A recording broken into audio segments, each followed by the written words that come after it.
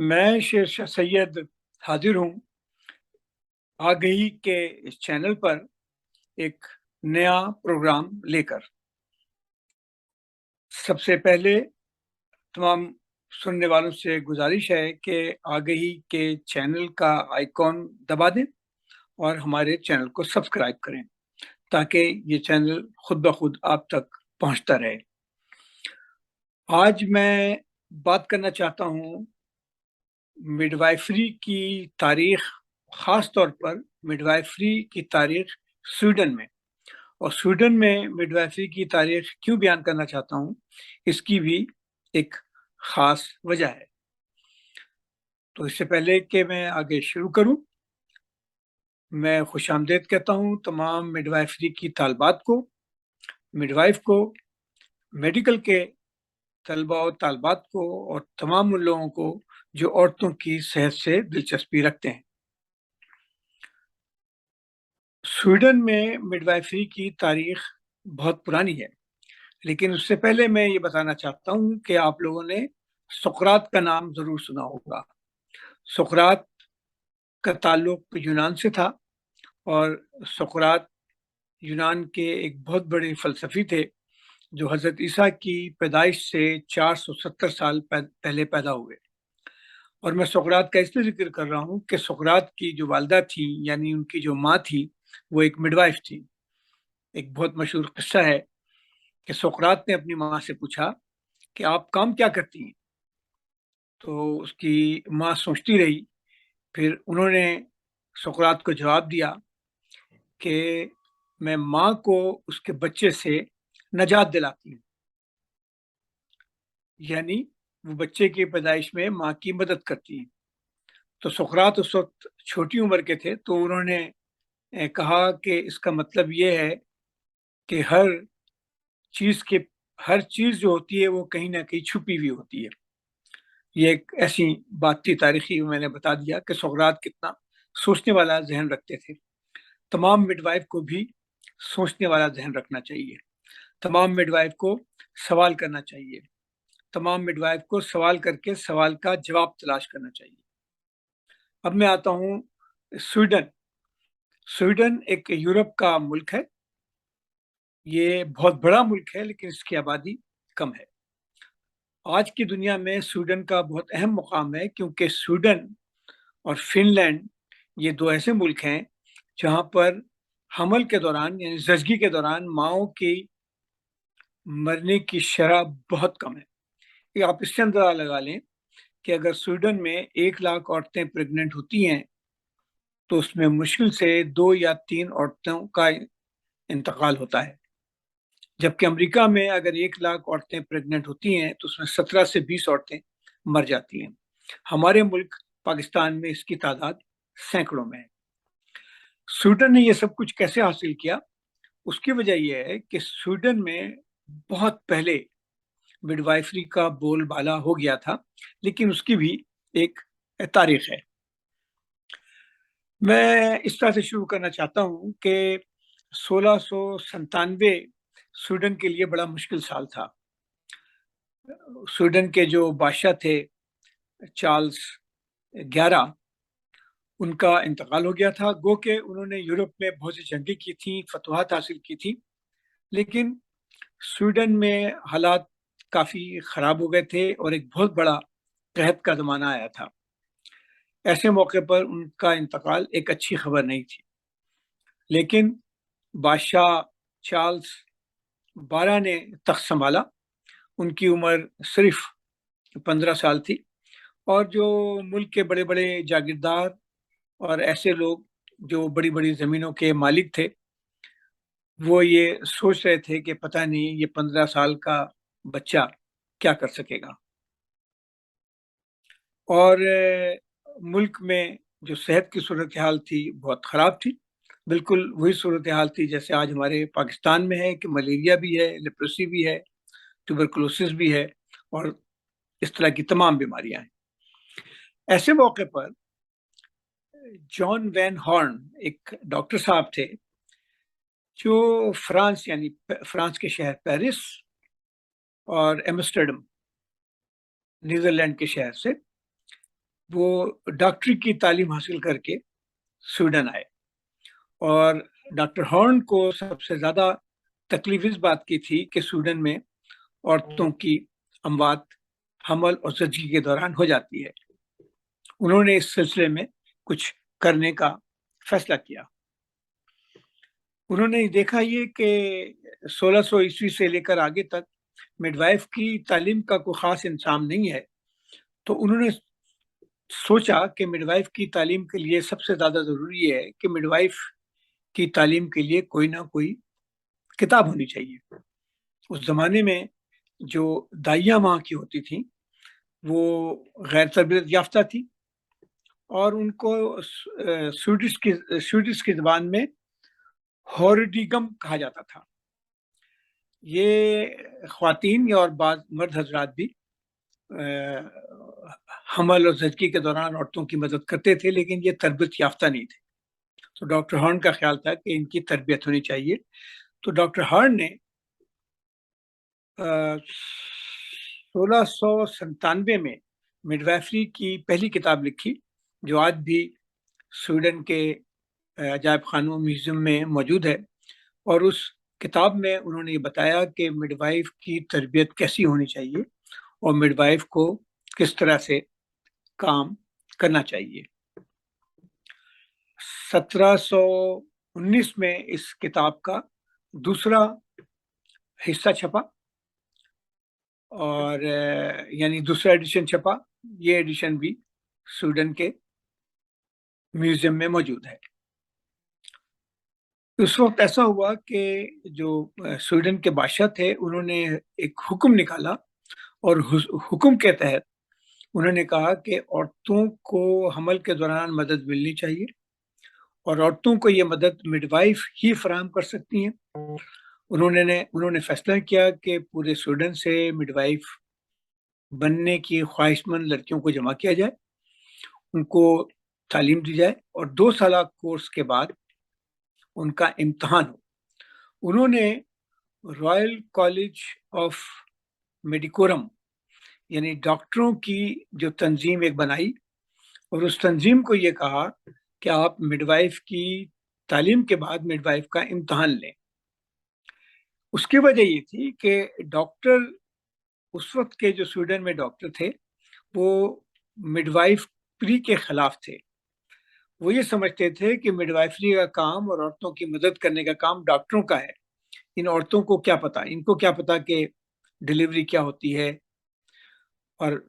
حمل میں کس طرح سے دیکھنا پڑتا ہے۔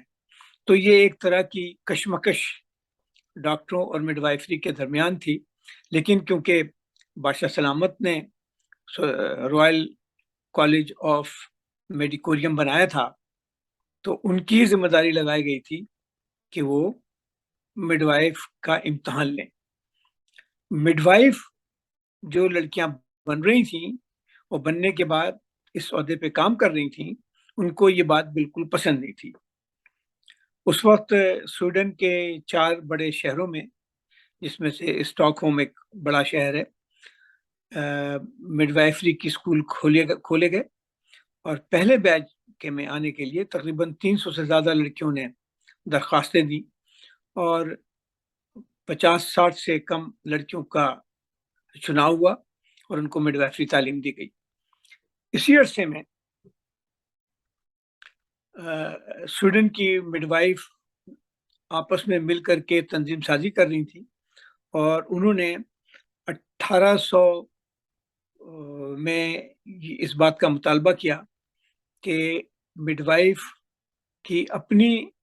کالج، اپنا ایسوسیشن ہونا چاہیے، اور مڈ وائف اپنے کالج اور اپنے ایسوسیشن میں کام کرتے ہوئے خود ہی اپنے امتحانات کا بندوبست کریں گی اور خود ہی امتحان لیں گی۔ ڈاکٹروں کا اس سے کوئی خاص لینا دینا نہیں ہے۔ ڈاکٹر یعنی آبسٹریشن اور گائنیکولوجسٹ، خاص طور پہ جو ڈلیوری میں مدد کرتے ہیں آبسٹریشن، ان کا کام وہاں پہ شروع ہوتا ہے جب مڈ وائف کا کام ختم ہوتا ہے۔ بڑی جدوجہد کے بعد ان کا یہ مطالبہ مانا گیا، اور پہلی دفعہ سویڈن میں مڈ وائفری ایسوسیشن بنی، اور مڈ وائف کا امتحان مڈ وائفری کی تربیت کے بعد مڈ وائف کی ہی ذمہ داری ٹھہری۔ اس طرح سے مڈ وائفوں نے تقریباً 400 سال کی جدوجہد کے بعد سویڈن میں مڈ وائفری کو ایک علیحدہ پروفیشن، پیشے کے طور پر ریکوگنائز کرایا، اس کی شناخت کرائی، اور اس کے بعد مڈ وائفری سویڈن کی زندگی میں ایک اہم چیز ہے۔ اس وقت سویڈن میں زیادہ تر ڈیلیوری مڈ وائف کراتی ہیں، یا تو وہ ڈیلیوری ہسپتال میں ہوتی ہے یا گھروں میں ہوتی ہے۔ اس وقت سویڈن میں ماؤں کی اموات کی جو شرح ہے بہت کم ہے۔ اس وقت سویڈن میں جو ماؤں یعنی زچہ اور بچہ کی جو دیکھ بھال کا حال ہے وہ دنیا میں بہت کم ملکوں میں ایسا ہوتا ہے۔ اس وقت سویڈن میں مڈ وائف نہ صرف یہ کہ مڈ وائفری کی ڈپلوما اور ڈگری حاصل کرتی ہیں، بلکہ اس کے بعد وہ مڈ وائفری میں ماسٹرز بھی کر سکتی ہیں، مڈ وائفری میں پی ایچ ڈی بھی کرتی ہیں، اور سویڈن میں مڈ وائف کی تعلیم، تربیت اور ان کے مستقبل میں پیشے میں بہت زیادہ اٹریکشن ہے، جس کی وجہ سے لڑکیاں یہ چاہتی ہیں کہ وہ مڈ وائف بنے۔ پاکستان کی مڈ وائفوں کو اس تاریخ کا بتانے کا مطلب یہ ہے کہ پاکستان کی مڈ وائفوں کو بھی اپنی جدوجہد کو تیز کرنا پڑے گا۔ پہلی بات تو یہ کہ جتنی بھی پاکستان کی مڈ وائف ہیں اور جو مڈ وائفری کی طالبہ ہیں، ان کو بہت شوق سے مڈ وائفری پڑھنا چاہیے، ان کو اپنی تربیت میں بہت زیادہ دلچسپی لینی چاہیے، اور ایسے تمام ڈاکٹر، خاص طور پر آبسٹریشن، جو مڈ وائف کے پیشے سے دلچسپی رکھتے ہیں، انہیں مڈ وائف کی تعلیم و تربیت میں اپنا حصہ ادا کرنا چاہیے۔ ان کو اس قابل بنانا چاہیے کہ وہ لیبر روم کے اندر مڈ وائف کو اتنا کمپیٹنٹ، اتنا مستعد، اتنا فنی طور پر ماہر بنا دیں کہ نارمل ڈیلیوری میں مڈ وائف کو کسی کی مدد کی ضرورت نہ پڑے، اور مڈ وائف وہ سارا کام کر سکیں جو بہت سی جگہوں پر ڈاکٹر کرتے ہیں، اور بہت سی جگہوں پر جو ڈاکٹر کرتے ہیں وہ اچھا نہیں کرتے ہیں۔ مڈ وائف کی سب سے اچھی بات یہ ہوتی ہے کہ وہ اینٹی نیٹل کیئر میں مڈ وائف مریض کو دیکھتی ہے، حاملہ عورت کو دیکھتی ہے، جو کہ مریض تو نہیں ہوتی ہے، حاملہ عورت تو ایک نارمل چیز ہے، ان سے ان کی دوستی ہوتی ہے، وہ ان کی بات کو سمجھتے ہیں، وہ ایک دوسرے پر اعتماد کرتے ہیں، جبکہ ڈاکٹر کے پاس اتنا وقت نہیں ہوتا ہے۔ ڈاکٹر کا کام وہی شروع ہوتا ہے جب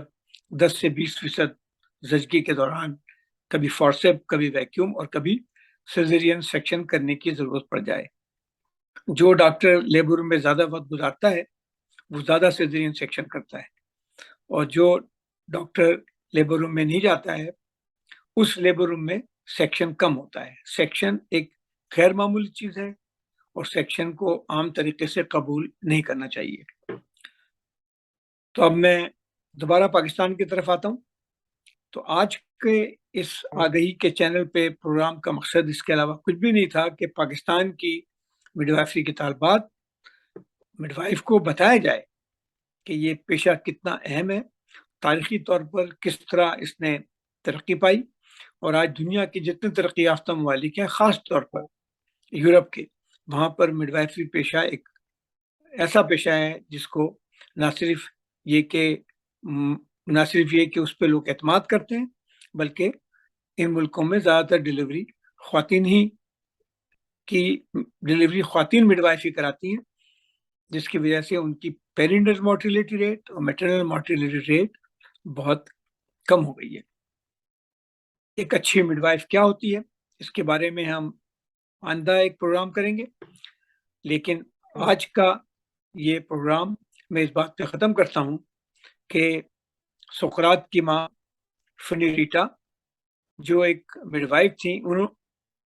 انہوں نے جو سقراط کو جواب دیا تھا کہ وہ بچے کی ڈلیوری کیوں کراتی ہیں، اور سقراط نے جو کیا نتیجہ نکالا تھا کہ ہر چیز پوشیدہ ہوتی ہے، وہ ایک ذہن میں سوال ڈالتی ہے۔ تو مڈ وائف کی طالبات کو بھی میں یہی کہوں گا کہ وہ ہمیشہ سوال کریں، ڈاکٹروں سے سوال کریں، اپنی سینئر مڈ وائف سے سوال کریں، اور مڈ وائفری کے فن کو اس طرح سے سیکھیں کہ اس میں وہ طاق ہو جائیں، اپنی کمیونٹی میں جہاں وہ کام کریں پوری کمیونٹی ان کی مدد کرے، ان پہ اعتماد کرے، اور جب وہ اچھی مڈ وائفری کریں گی تو وہ ماؤں کو فیملی پلاننگ، خاندانی منصوبہ بندی کا بھی مشورہ دے سکیں گی، جس سے کہ ملک کی ایک جو بہت بڑا مسئلہ ہے آبادی کا مسئلہ، اس پہ قابو پایا جا سکے گا۔ آپ سب کا شکریہ، میں آپ لوگوں کے خیالات کا انتظار کروں گا، اپنی رائے دیں اور ہمارے اگلے پروگرام کو سننے کے لیے تیار ہو جائیں۔ شکریہ۔